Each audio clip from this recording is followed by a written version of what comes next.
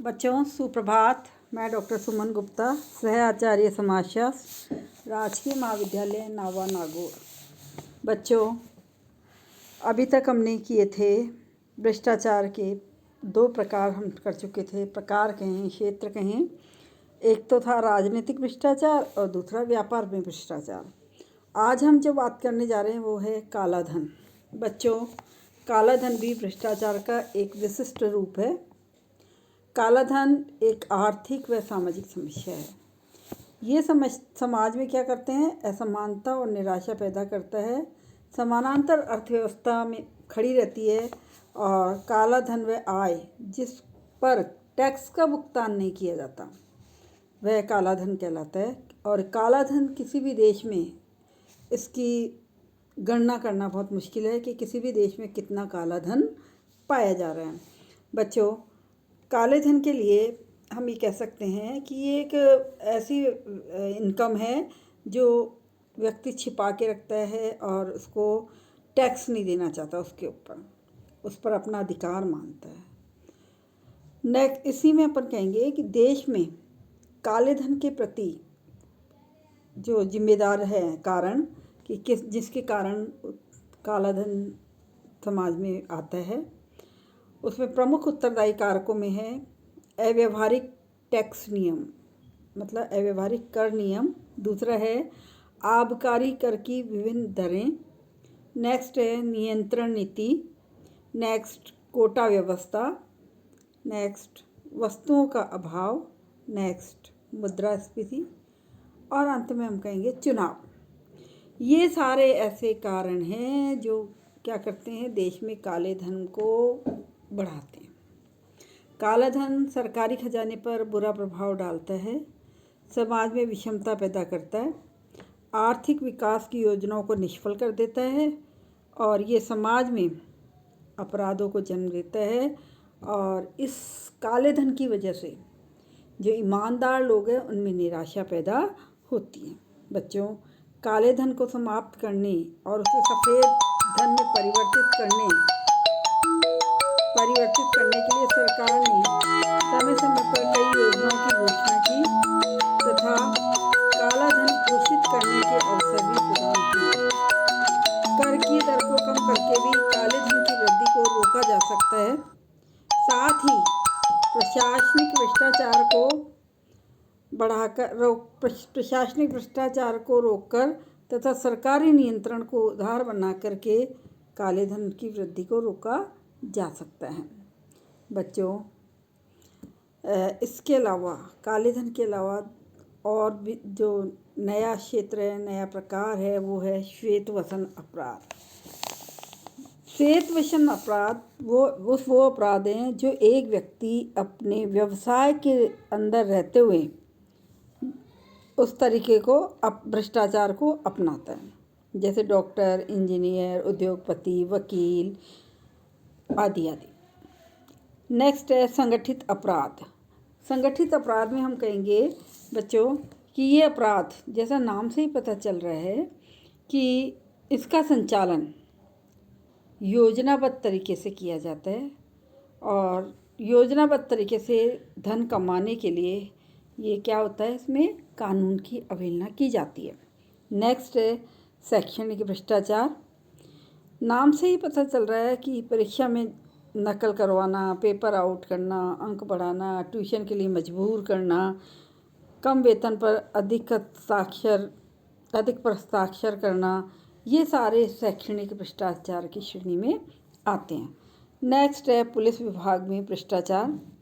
भारत में भ्रष्टाचार निवारण के संदर्भ में जितने भी आयोग गठित किए गए हैं उन सभी ने पुलिस में व्याप्त भ्रष्टाचार की ओर भी ध्यान आकर्षित किया है। पुलिस के पास अपराध से संबंधित अनेक अधिकार हैं जिनका पुलिसकर्मी कई बार दुरुपयोग भी करते हैं। वेश्यावृत्ति, जुआ, चोरी, मद्यपान, कालाबाजारी, स्मगलिंग, ये विभिन्न प्रकार के अपराध हैं जिनको पुलिस का संरक्षण प्राप्त होता है।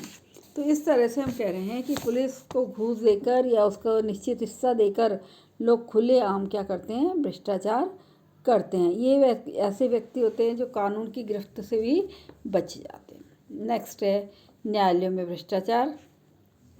बच्चों, आज न्यायिक क्षेत्र भी भ्रष्टाचार से मुक्त नहीं है। मुकदमे की तारीख बदलवाना, झूठी गवाही देना, अपने पक्ष में निर्णय करवाना, कानूनों का समुचित रूप से पालन न कराने, श्रम कानूनों का उल्लंघन करने आदि के लिए न्यायाधीशों एवं संबंधित व्यक्तियों को क्या क्या दिया जाता है? घूस दी जाती है। बच्चों, न्याय के क्षेत्र में घूस देने का जो है एक, हम ये कह सकते हैं कि बड़ा दुविधा वाली स्थितियों वाला पार्ट है ये। इसमें एक व्यक्ति जो है काम कर रहा है, लेकिन ये कह सकते हैं हम कि एक व्यक्ति न्यायाधीश कक्ष में प्रवेश करने लगे और वहाँ के कर्मचारी ने उसे रोका और वहाँ पर लगी गांधी जी की फ़ोटो की ओर उन्होंने इशारा किया। इस फ़ोटो में भी गांधी जी एक हाथ में आशीर्वाद देते हुए बताए गए थे। नौकरने का कमरे में घुसने की फीस 5 रुपये। देखो, स्वयं गांधी जी ने अपने हाथ से 5 रुपये देने का संकेत कर रहे हैं। तो ये कहने का मतलब ये है, ये उदाहरण इस बात का है कि जब देश के प्रमुख नेता ही भ्रष्टाचार करेंगे तो देश को भ्रष्टाचार से मुक्त नहीं किया जा सकता है। नेक्स्ट, स्थानीय स्वायत्त शासन में भ्रष्टाचार। पंचायतों और नगर पालिकाओं में भी जो स्वायत्त शासन की संस्थाएं हैं, भ्रष्टाचार पाया जाता है। और सरकारी भूमि पर अवैध कब्जा करने वाले नगर परिषद एवं पंचायत के अधिकारियों को घूस देकर उसे अपने नाम करवा लेते हैं। सफाई, व्यापार, चुंगी, चंदा के रकम आदि को हड़प जाते हैं। धार्मिक स्थानों पर भी पंडे और पुजारी भी इससे अछूते नहीं हैं। नेक्स्ट है सामाजिक क्षेत्र में भ्रष्टाचार। सामाजिक क्षेत्र में भी भ्रष्टाचार के बहुत सारे रूप देखने को मिलते हैं, जैसे दहेज प्राप्त करने एवं दहेज जुटाने हेतु अवैध यौन व्यवहार, सार्वजनिक निर्माण कार्य, अस्पृश्यता, शराब एवं मादक द्रव्यों का प्रयोग करने आदि से संबंधित भ्रष्ट तरीकों को जब अपनाया जाता है तो भ्रष्टाचार की श्रेणी में आ जाते हैं। नेक्स्ट है बच्चों, चिकित्सा के क्षेत्र में भ्रष्टाचार। चिकित्सा के क्षेत्र में भी अनेक प्रकार के भ्रष्टाचार देखने को मिलते हैं, आए दिन हम देखते रहते हैं। जैसे अवैध अबॉर्शन के लिए डॉक्टरों द्वारा पैसा लेना, भ्रूण हत्या करना, नकली दवाइयों को निर्माण करना और इसके साथ ही इलाज एवं ऑपरेशन के लिए अधिक रकम ऐंठना, किसी विशेष कंपनी की दवाइयों की बिक्री हेतु दवा कंपनियों से पैसा लेकर साठगांठ करना, ये सब इसी श्रेणी के अपराध है। नेक्स्ट है ठेके के क्षेत्र में अपराध। बच्चों, ठेकेदारों द्वारा भी सार्वजनिक निर्माण कार्य में भ्रष्ट तरीके अपनाए जाते हैं। सीमेंट में रेत मिलाकर वे खूब पैसे कमाते हैं। उनके द्वारा बनाए गए मकान, पुल, सड़कें समय से पूर्व ही नष्ट होने लग जाती हैं। ठेके प्राप्त करने के लिए इंजीनियर, ओवरसियर से लेकर चतुर्थ श्रेणी के कर्मचारियों तक क्या दी जाती है? घूस दी जाती है। तो इस तरह से हम ये कह सकते हैं बच्चों कि ये भ्रष्टाचार जो है इसका क्षेत्र बहुत व्यापक है और इसने सार्वजनिक जीवन के सभी क्षेत्रों में अपनी जड़ें जमा रखी हैं। आर्थिक, धार्मिक, राजनीतिक, शैक्षणिक, सामाजिक, प्रशासनिक, स्वायत्त शासन आदि कोई भी क्षेत्र इससे अछूता नहीं बच पाया है। और यहाँ तो ये लग रहा है, ये कहावत उचित लग रही है, जो जो उपचार किया त्यों त्यों रोग बढ़ता ही गया। तो इस तरह से अपन ने ये चीज़ देखी। अब हम बात करेंगे भ्रष्टाचार के परिणाम। भ्रष्टाचार के परिणाम की जब बात आती है तो भ्रष्टाचार की भी त्याग की तरह ऊपर से शुरू होता है और नीचे की ओर प्रसारित होता है और संपूर्ण समाज में को अपने रंग में रंगता है। भ्रष्टाचार के परिणामों में सबसे पहली बात तो ये है कि वृहत वफादारी का स्थान स्थानीय वफादारी में बदल जाता है और देश एवं सामुदायिक हितों के स्थान पर व्यक्तिगत व स्थानीय हितों की चर्चा की जाने लगती है। लाल फीताशाही व उत्तरदायित्व से भागने की प्रवृत्ति बढ़ती जा रही है और लोग असक्षम हो जाते हैं और विकास का कार्य क्या होता है? रुक जाता है। नेक्स्ट है नियमहीनता और कानूनों की अवहेलना में वृद्धि होती जा रही है। नेक्स्ट, कीमतें बढ़ती हैं, लोगों में निराशा, तनाव और संघर्ष पैदा होता है। अगली बात है राष्ट्रीय चरित्र एवं नैतिकता का पतन होता है। तो इस तरह से हमने देखे परिणाम।